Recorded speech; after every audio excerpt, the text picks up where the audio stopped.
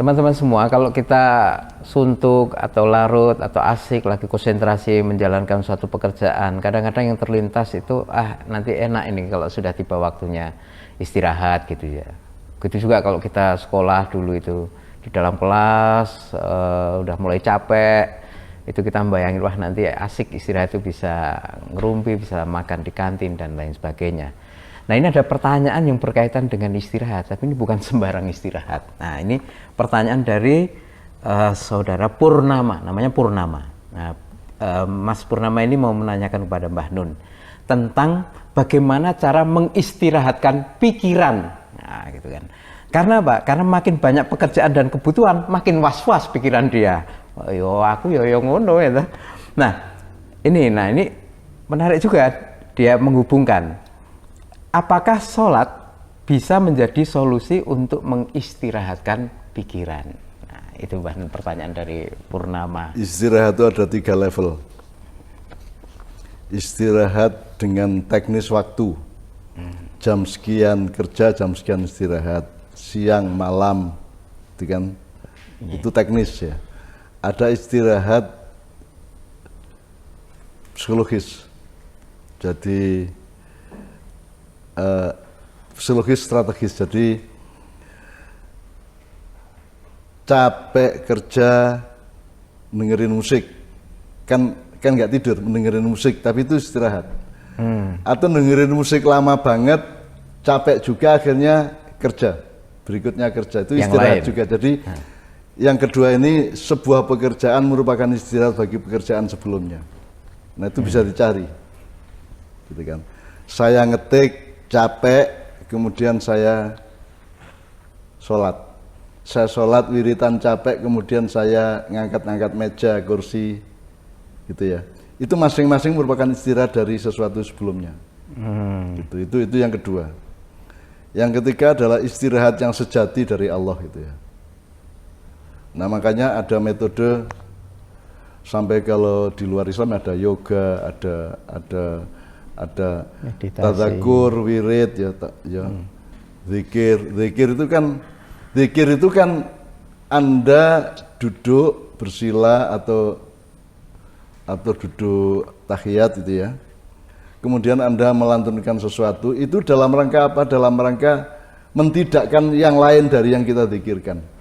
Saya Anda ya Karim, ya Karim, ya Karim. Selain ya Karim udah nggak ada, kamu buang, kamu tinggalkan. Jadi kamu konsentrasi kepada sesuatu hal, itu namanya zikir. Sehingga dia merupakan istirahat dari sesuatu yang kita tinggalkan itu. Oleh karena itu, sholat itu, mungkin sholat itu ngerepotin bagi orang yang belum bisa menikmati ya. Dan wegah gitu ya, aras-arasannya. Makanya kalau Anda juga aras-arasan wiritan, diem aja. Diem aja kamu masuk ke dalam dirimu, itu ya. Wiritannya Allah, doa atau Al-Fatihah atau apapun saja lah, hasbunallah wa ni'mal wakil ya, boleh apa saja pokoknya. Atau paling enggak habis sholat itu diem aja, kamu diem aja. Udah kamu niatin diem sekian lama, itu akan istirahat. Saya termasuk orang yang tidak bisa beristirahat pikiran. Anda tanya sama Mbak Novia. Jadi malam jam 2 aku mencolot meneh ngetik. Terus melbu meneh, setengah jam lagi mencolot meneh. Jadi ini tidak pernah beristirahat saya. Satu-satunya cara bagi saya adalah sholat. Jadi saya satu malam itu sholat malam itu bisa berulang-ulang. Jam 1, pokoknya sudah habis jam 12 itu sholat lagi gitu. Atau tidur, pikiran ngeledak tapi pikiran jalan terus, wudhu lagi, sholat lagi. Supaya saya bisa diem. Jadi pokoknya kontemplasi. Jadi kan hidup tuh aksi dan kontemplasi gitu kan. Nah, aksi kontemplasi itu ada yang teknis yang pertama tadi, bahwa kalau kerja di kantor itu aksi, pulang itu kontemplasi. Atau kalau Anda bekerja di rumah, ngetik apa, angkut-angkut, ngerjakan macam-macam di rumah tangga itu aksi, kemudian Anda tidur itu kontemplasi. Jadi ini terserah Anda menyusun mekanisme aksi kontemplasi ini bisa bermacam-macam caranya. Kan saya pernah minta Yon Kuswoyo, suatu hari saya ketemu di rumahnya, saya datang ke rumahnya, Mas Yon, mak iyahan bawa sampean. Di endi ya? Di Kenduri Cinta di Jakarta. Jam piro? Yo biasanya jam 09.10 sampai jam 3. Waduh gak kuat cak, aku ini jam 10 bengi wis turu wisan. Terus saya bilang, mbok sampean jam 10 bengi dirubah. Jadi ada mekanisme di mana istirahat kita itu kita atur berdasarkan mekanisme kita sendiri, ngerti nggak? Kalau yang rutin, yang umum kan jam 9-10 malam istirahat sampai jam 4 pagi, jam 5 pagi kan gitu. Kan ada orang lain yang bisa siang malam itu berulang-ulang dalam sehari. Saya malamkan jam sekian sampai jam sekian, kemudian saya siangkan jam sekian sampai jam sekian, kan bisa itu. Itu tergantung apa namanya teknokrasi psikologis kita gitu. Jadi istirahat itu macam-macam. Nah kalau yang paling radikal itu ya Anda sholat terus duduk dan niatnya sederhana, pokoknya saya tidak berdiri sebelum hati saya tenang. Terus lungguh hai moco la ilaha illallah, monggo meneng tok ya gak apa-apa, ngelamun ya gak apa-apa, duduk aja.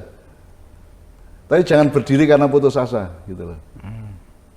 Itu, saya kira 3 level itu Anda tinggal olah itu.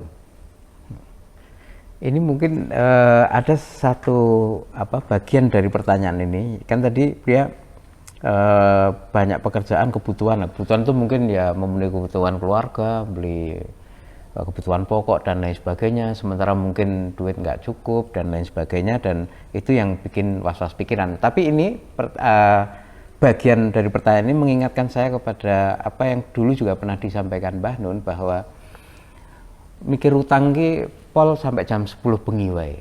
Setelah itu udah nggak usah mikir utang. Jadi apakah ini termasuk itu hal yang juga, terkait? itu juga metode untuk pengelolaan istirahat tadi. Lah kalau kita ini kan serabutan, pokoknya punya masalah kita bawa seumur hidup kan gitu kan. Termasuk kalau kita marah, kita dendam, kita mangkel, itu kita bawa terus tanpa membatasi waktunya. Jadi tidak ada manajemen psikologi. Banyak orang yang seperti itu. Nah, apa saja yang sebaiknya berhenti di jam 10 selain utang dan apa ya kira-kira yang biasanya mungkin membebani pikiran? Makanya harus punya banyak daftar kerjaan. Mengatur rumah tangga, fisik, gitu.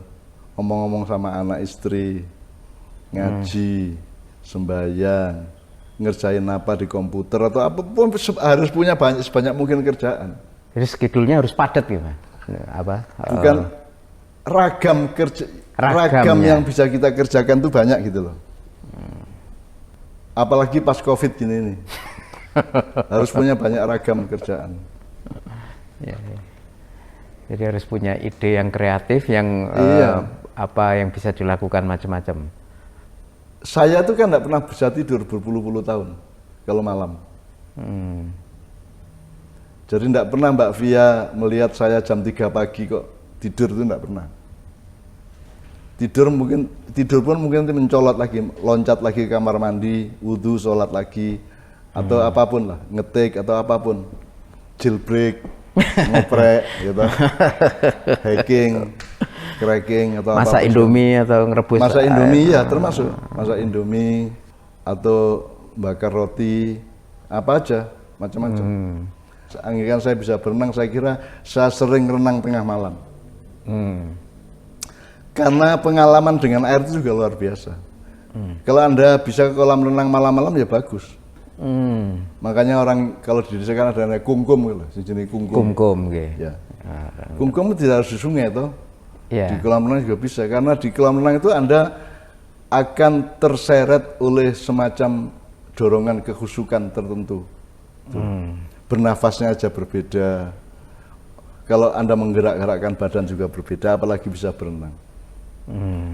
Tadi Mbak Nur mengatakan, nek misalnya sholatlah dan wiritan, kemudian jangan berdiri sebelum hatimu tenang gitu kan, atau menengtok dan berdiri ketika sudah tenang. Nah, ketenangan ini dalam kaitannya dengan tadi itu pikiran yang was-was karena banyak kebutuhan, itu secara sugestif itu bisa menolong memanggil keterpenuhan terhadap kebutuhan itu berapa? Makanya persen? komunikasi dengan Allah itu ada paket-paketnya. Gitu kan? Makanya berdoa kepada Allah, memohon kepada Allah itu ya ada paket-paketnya, ada level-levelnya. Minta kehendak saya nggak terkabul, akhirnya ya sudah minta, pokoknya yang misalnya endingnya sudah, pokoknya Allah menghibur saya lah, tolonglah. Terserah hiburannya apa, pokoknya hati saya dihibur sama Allah lah. Terus siapa lagi? Wong saya kerjanya menghibur orang dan tidak ada yang menghibur saya kok. Saya mohon hiburan dari Allah juga bisa. Gitu ya. Atau sebelumnya paket-paket, mau kan banyak sekali wiritan di Ma'iyah kan banyak sekali. Ya. Tinggal bisa dipakai yang mana yang relevan atau yang kontekstual atau yang kompatibel kan gitu. Bisa langsung diambil kan Mbah doa-doa yang sering Mbah Nun sampaikan dan itu tidak sudah harus otomatis, tidak harus minta lagi kan, nanti terlalu banyak rekonfirmasi, jadi itu sudah siap lakukan dipakai saja. Ya. Atau nanti ada level berikutnya, sudahlah sebenarnya mau wiritan apa saja itu yang penting kompatibilitas hatimu dengan Allah. Ketersambungan hatimu dengan Allah. Mau la ilaha illallah tok ya ora apa-apa, mau subhanallah tok ya ora apa-apa, alhamdulillah tok ora apa-apa, al-fatihah tok. Misalnya kalau mau agak memaksa diri ya pakai angka. Pokoknya saya habis sholat malam ini saya akan al-fatihah 100 kali dan saya tidak akan berdiri sebelum 100 kali misalnya. Itu agak memaksa. Insya Allah habis 100 kali itu kalau mungkin tidak tercapai apa yang dia inginkan, dia akan dapat sesuatu baru yang lain. Semesti gue.